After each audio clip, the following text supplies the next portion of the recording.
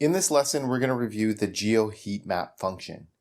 The Geo Heat Map function is used to create a visualization of the concentration of data by geographic location.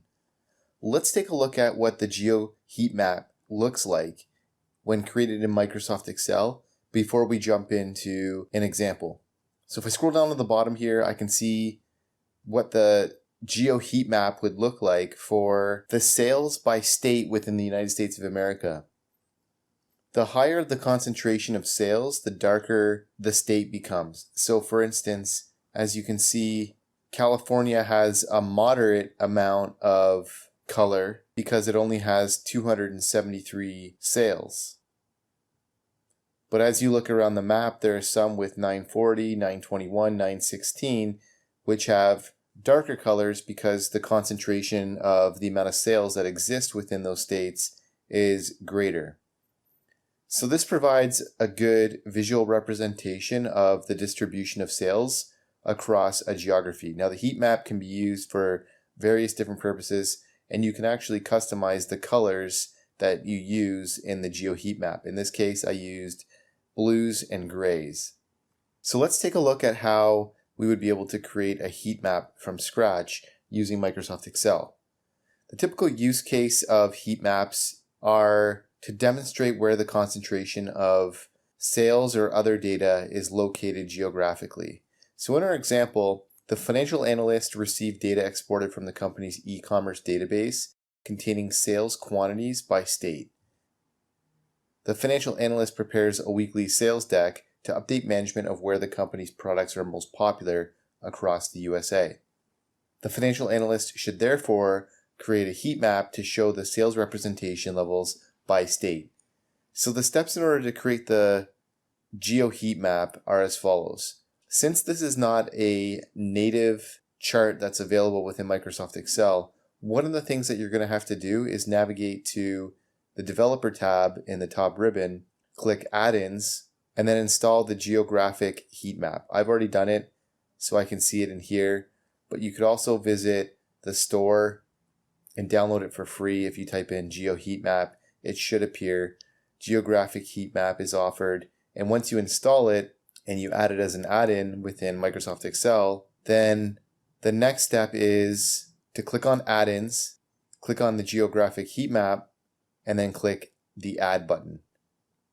And when you do that, some instructions will pop up to assist you with getting started.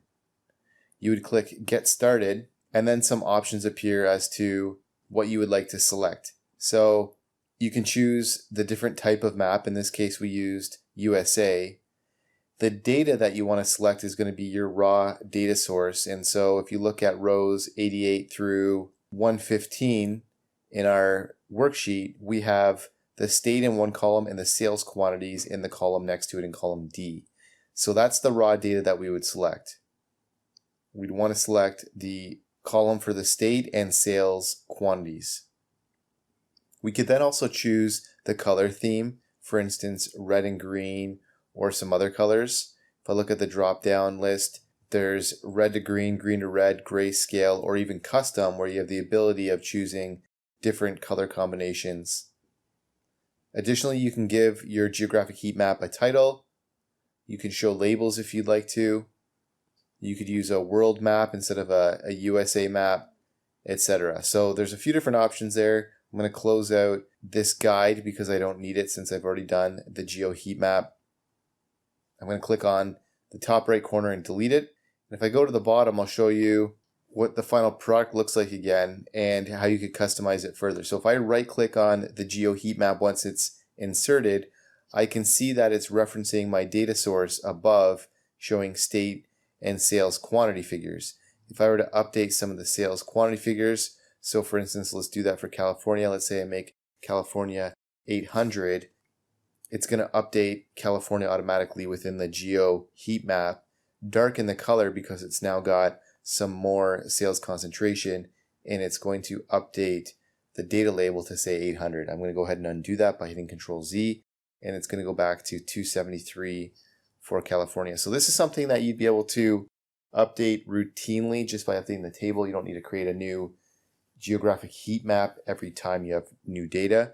The other thing that you could do is you could change the color scheme by right-clicking the data with some concentrations and then changing the color associated with them. In this case, I'm going to leave it. I like the way it's styled right now. The other thing that you could do is you could click on the paintbrush button that exists in the top right corner of the heat map, and there are some preset options for templates that appear. If I hover over them, it gives me an indication of what the changes would look like. I could also click on the color tab, and it allows me to select from a variety of different color options that are available. So this is a shortcut that allows you to customize very quickly the look and feel of your geographic heat map.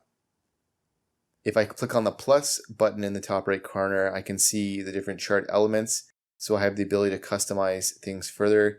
I can remove the legend if I'd like, or remove the data labels, and even remove the chart title by unchecking it. There's some additional customization that's available if you click on the arrow to the right of each of those chart elements. So for instance, for the chart title, I could move it within the Geo Heat Map or other areas. There's more options available for the chart title and data labels if I click on more options.